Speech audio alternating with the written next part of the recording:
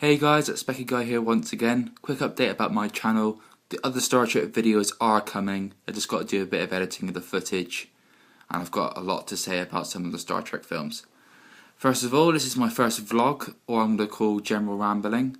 I'll be talking about various things from video games, films, technology, and my first vlog, or rambling, is going to be about modern video games and how a modern video game doesn't, to me, have the same quality of a retro video game. For instance, recently I completed the game Lord of the Rings War of the North with my friend Steve.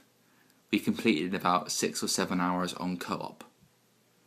Amazing game, just a bit short, but it seems games today are so focused on graphics, downloadable content,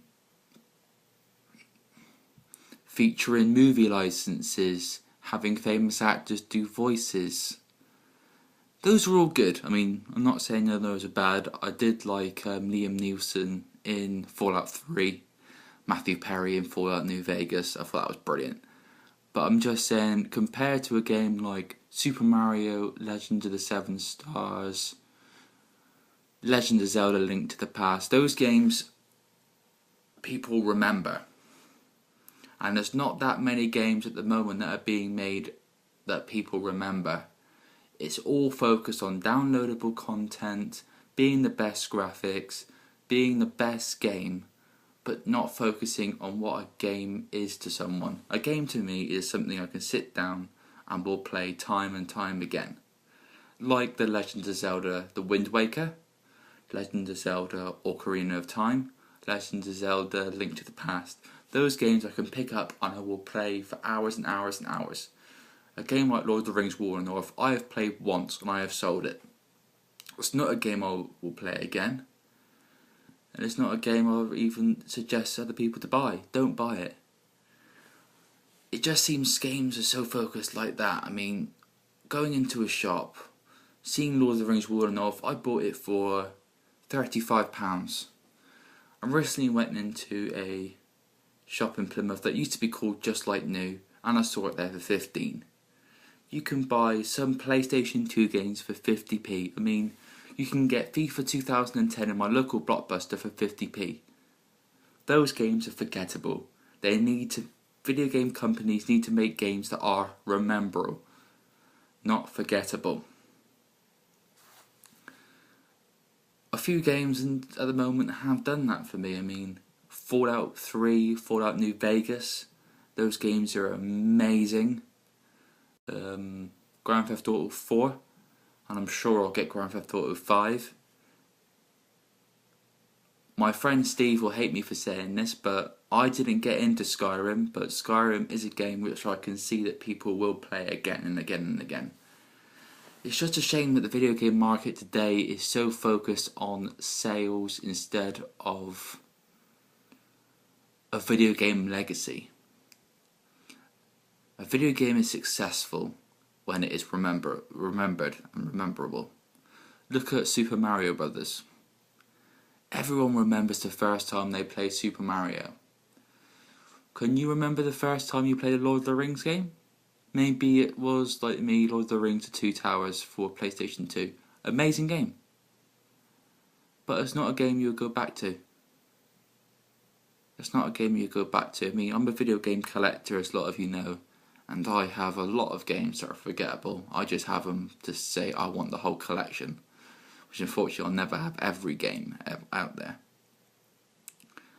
But it seems to me that all game makers are also forgetting rememberable franchises. Like, if you look at a game franchise like Earthbound, also known as Mother in Japan, what a phenomenal series. I mean, instead of having swords and shields, it was baseball bats. Instead of having enemies like dragons, it was Stray Dog, School Bully. I mean, those games are amazing.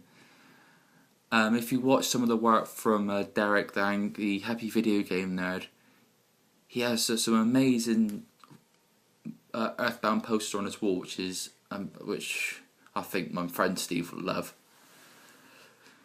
But it's franchises like that video game companies are forgetting to make mediocre games that want to have downloadable content and everything. A game like Rage, not very good. A game like Duke Nukem Forever, yes, I know it took 12 years to make, but it's one of those games which is forgettable.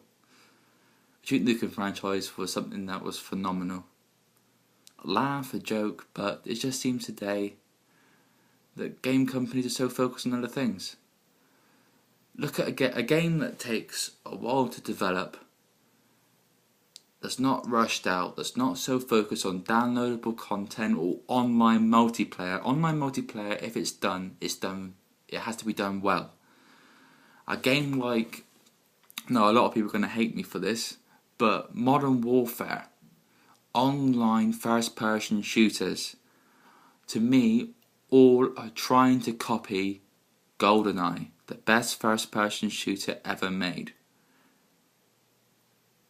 Take Modern Warfare 3 and play it, and then play GoldenEye, and you're basically playing the same game. You have different storylines, different weapons, different game modes, but you're playing the same game. That's what I mean about game being rememberable. GoldenEye is memorable because it's one of the best and most high-quality first-person shooters ever made. Who still plays Call of Duty Modern Warfare 2? Who still plays Call of Duty Modern Warfare 1? People aren't buying games for stories, they're buying it for online content and multiplayer. Multiplayer is good if it's done well. Take a game like Mario Kart.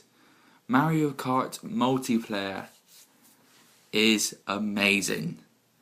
You cannot be driving around the course and firing shells at your friends. But if you take a mediocre first-person shooter like Call of Duty Modern Warfare 3, I mean, it sold millions and millions of copies and it's won Game of the Year awards, but it's mediocre. Anyway, guys, that's my little rant on, I think I'm going to call it the focus between retro gaming and modern gaming, and why gaming needs to go back to its roots. It needs to go back to what it was like on 16-bit consoles. I've been That Specky Guy, and I'll see you either going to be doing these videos daily or bi-daily or weekly or monthly. I don't know. But this is my first rambling. See you again soon.